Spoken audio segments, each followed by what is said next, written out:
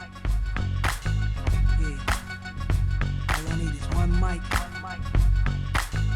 Yeah. All I need is one mic. Hey everybody, welcome back to One Mic, and today I'm here to talk about Season 4, Episode 6 of The Handmaid's Tale entitled Vows. This episode cross-cuts a lot. The entirety of the episode is cross-cutting between flashbacks and present day. The flashbacks are of June seemingly moving out of, I'm going to assume, Moira's apartment and into Luke's. There's also some time spent with June and Luke interacting directly in these flashbacks, and they cross-cut with present day. We've seen at the end of the last episode, Moira showed up after the bombing. Which sidebar, the recap of the previous episode that plays before the new episode kind of cleared up the thing that I complained about in the last episode, where I said that it was choppy how it was edited with the bombing that happens at the end of the episode. And I felt like it was unclear if that bombing was the bombing that the aforementioned bombing about that was supposed to happen at the end of the ceasefire. The previously on portion kind of does clear that up and says that is the same bombing. I just thought the editing was choppy on there. I thought they did a better job of kind of like time jumping with the whole situation with Commander Lawrence and Nick and Aunt Lydia. But I didn't think they did a good job with that there. But the previously on kind of cleared that up. But we're back to present day. Moira is back with June, and they're kind of working on getting June out of Gilead. So in the flashbacks, there's a moment where June is moving into Luke's apartment. She says something like, "I'm never moving again," and he says, "We should put that in our vows." And then that transitions into June kind of like questioning Luke about his previous marriage, because we found out in one of the earlier flashbacks that Luke left his previous wife and cheated on her. I'm not going to say when he found out she couldn't have a baby. I don't want to imply that he did it because he found out that she couldn't have a baby, but Morris said something to the effect of he cheats on his wives and leaves them when they can't have kids, something like that. So we're in a situation where we know that June knows he left his previous wife when she couldn't have a baby, and he also cheated on her. So she starts questioning him about their vows and what kind of vows happened at this, him and his previous wife's wedding. And Luke essentially goes, I'm not that same guy. You're not her. Our marriage isn't going to go that way. But still, we know in the back of June's head, she's concerned that if she can't have a baby, Luke might leave her and might be disappointed in her, which they convey in that scene as well, or in a later scene. I can't recall, but there's a scene where she conveys that Luke might be disappointed in her if she can't have a baby. I think it's the same scene actually. And then later, we actually see June telling Luke that she's pregnant, and Luke's overjoyed. So I think the vows here kind of play into the ending of the episode, because the vow comment led into a conversation about Luke's previous marriage that we know is based upon information that June got from Moira, where she's concerned about not being able to have a baby because she knows that having a baby is very important to Luke, and it could have possibly led to him cheating on and leaving his previous wife. So fast forwarding to the end of the episode, June's back in Canada, and she's concerned again that Luke is not going to forgive her for not coming back with Hannah. So I think that's kind of where the title comes from. It's playing into this whole idea of not the vow specifically, but how the bringing up of marriage vows ushered in an entire conversation about Luke's faithfulness. It didn't create a conversation about it, but it created a conversation that spurred from questions about Luke's faithfulness, Luke's ability to stay with someone who may not have kids. And then that ties into the present day with, is Luke going to accept her when she gets back to Canada without Hannah? So I think that's where the title comes from. I like the fact that it's not a very direct correlation. Like there's something about Vows specifically that's heavy in the episode. It's just kind of like, hey, this segued into this topic in their conversation. And then that plays into how she feels about returning to Canada in present day. So I like how they did that with the title. So I have a few thoughts I want to go over. I have a few things I like. I have one thing that I didn't particularly like, but I'm going to start with some of my thoughts. The first one being that every recap since the train incident has shown the train incident again, and now I'm starting to. I noticed it last week, but now I'm starting to wonder like how many times are they going to show the train incident every single recap? Like, hey, in case you forgot Handmaids were run over by a train, we're going to remind you every single episode. I don't think anybody who saw that forgot. So I don't think that's necessary, but now I'm curious because I think that was the end of episode 3, I believe. So now at the beginning of 4, 5, and 6, they've shown that train that train incident. I just find that funny. Another thing, we didn't get an update on Janine, which is kind of surprising to me. I thought that we would kind of open up with a resolution to the Janine situation. And the fact that we didn't is actually kind of interesting to me. I kind of think that's a pro because that's a hanging chad that we're going to have to address at some point, along with several others that I'll get to in a moment. And then one thing I'm wondering about, and you can put this in the comments and let me know what you think, because I don't have any ideas for it right now, but I'm curious. Now that we have had our big moment of June finally actually getting out of Gilead and getting safely into Canada, now that she is out, what do they do for the rest of the show? like with 4 episodes left in this season, what is left for June? Like who's she gonna, like all her enemies, her child, they're all in Gilead.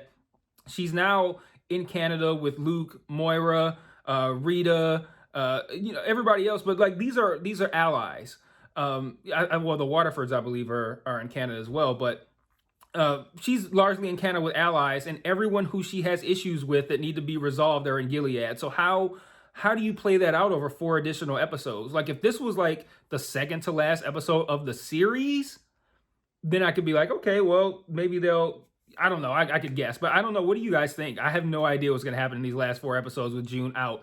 I feel like she's going to have to go back voluntarily.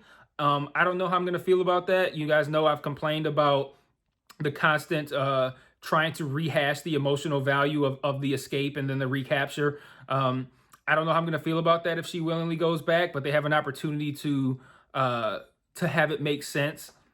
So I'm hoping that they figure that out somehow. I feel like they have to. I don't think she can just stay outside of Gilead and we can just finish out the season with June in a completely different, safe place from all of her enemies and her oldest child. So curious about that, but let me know what you guys think in the comments. So a couple of things I want to talk about that I really, really liked. So I thought the scene when Moira is trying to convince a slightly concussed June, which Moira didn't know she was concussed at the time, but actually no, she probably did. Yes, she did, because that was after they had returned to this refuge base.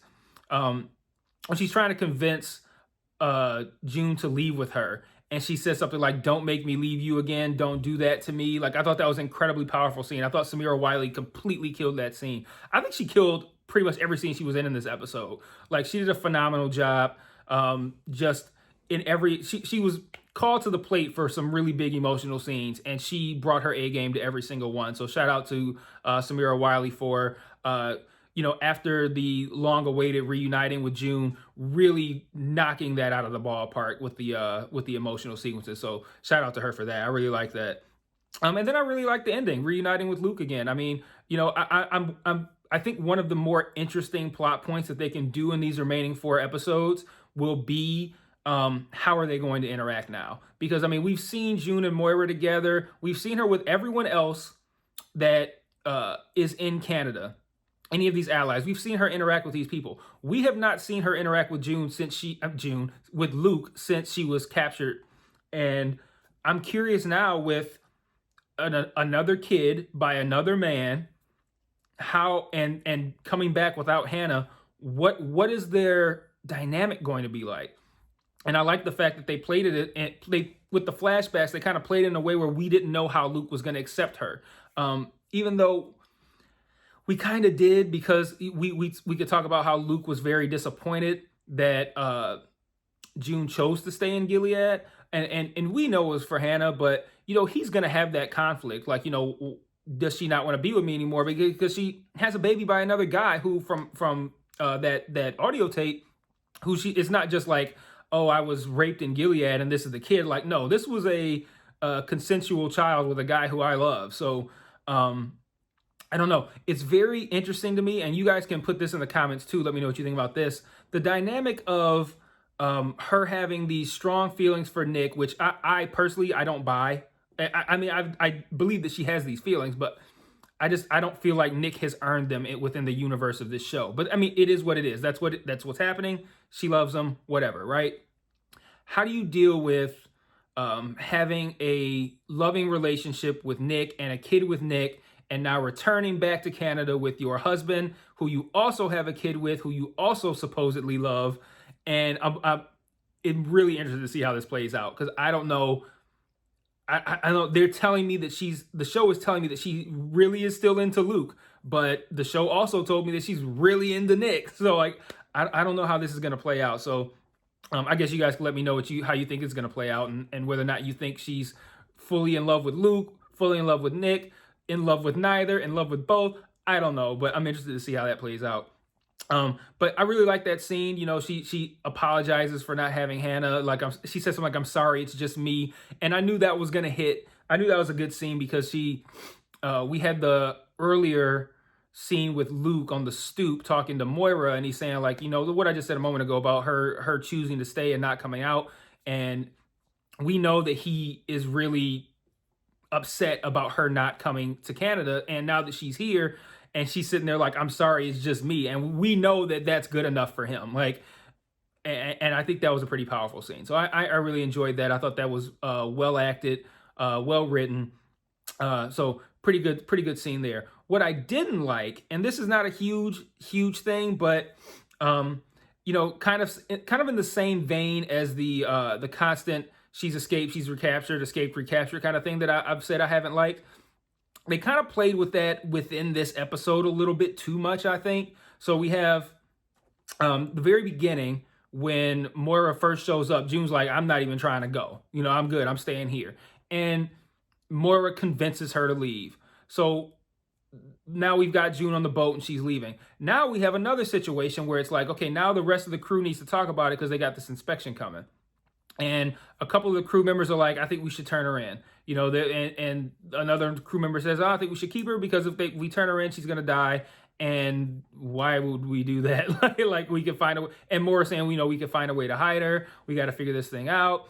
And while this is happening, I'm thinking if June should volunteer to go back, because they're making a good case. You know, like this could potentially ruin our ability to provide aid at the front lines. This could ruin this could get us killed, us on this boat. This could get us killed.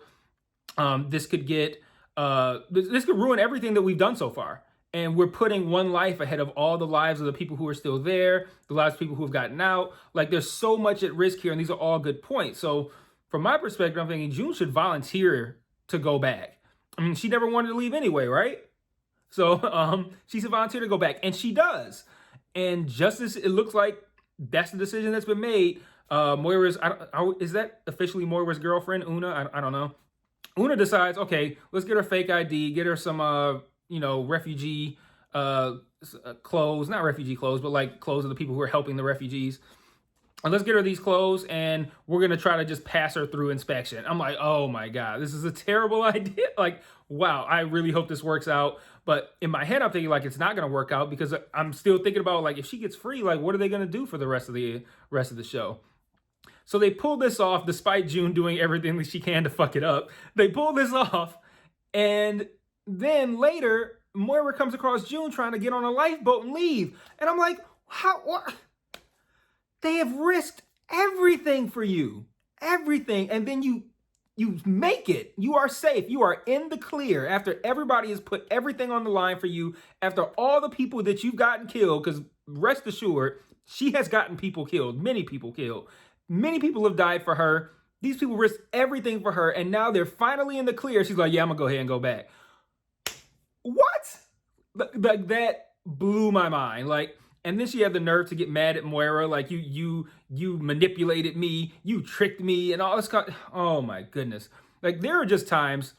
I'm sorry, guys, and I know a lot of people feel this way. I've never really come down on one side or the other, but there are some times where June is just incredibly unlikable, and that was one of them. Like we know that she supposedly might have had a concussion at that time, but that doesn't mean Moira manipulated you. Like, that doesn't mean Moira tricked you. Like, this was something that was done for your help, for your favor, in your favor, to help you. Like, why would you lash out at her like that when every point along the line, people have risked great things to help you, and you have gotten many people killed to accomplish your missions, and then after all of that, you're finally in the clear, and then you're like, yeah, I'm gonna go ahead and go back. Like, oh my God, that made me so mad. Like, June was so unlikable in that moment to me, and then screaming at Moira, talking about you manipulated me, and like, you could have refused when you volunteered to go back, and they said, no, let's get her an ID, and like you could have refused, like, no, I'm gonna go back. Like no, this needs to happen. But you went along with it. You put on the outfit, you put on the uniform, you lied about who you were. You were ready to go. Why would you do all that just to be like, yeah, I'm gonna go back now? Like, that really frustrated me. So I didn't think that was a good scene. But overall, I thought this episode had some really good highs. Like I said, the scene with Moira trying to convince her to leave, the "Don't make me leave you again" scene, I thought that was excellent. The scene of June returning and seeing Luke again, I thought was a great scene, and I really liked how they used the flashbacks to really help give some more emotional weight to that ending. Because I think without the flashbacks, we don't even understand why June is so hesitant to see Luke. So, with those flashbacks, it lets us know that she feels there's a possibility that he'll reject her because she doesn't have Hannah. And having that hanging over her head, I think is really interesting. And I think it added some more weight to that scene. So I thought that was really good. I didn't like I'm not going to hash it out. I just told you what I didn't like. But overall, I felt like the episode was kind of just, I don't want to say subpar. That makes it sound like it's bad. But not great, not terrible. It was just good. It was an episode in the middle of the season. And it was just kind of like a bridge to what I think is going to be probably a sharp change for the future episodes. But then also it gave us, a couple of great scenes, but ultimately the crowning moment of her actually stepping foot in Canada safely. So I think, and Game of Thrones did that a lot, where Game of Thrones might have an episode, it's like, oh, not too much happened in this episode, and then it has something crazy happen at the end. So I kind of feel like that's what this was. It was kind of like, oh, this is just kind of like a filler episode, kind of, and then we're just going to have a big kind of like a big hallmark moment at the end of it to kind of just really bring the episode home. So that's all I have on this one. Again, let me know in the comments what you think about future episodes, what you think about this dynamic between Luke, Nick, and June. This whole love triangle, literal love triangle. Let me know what you think about that. And I'll see you guys next week for episode 7. Peace.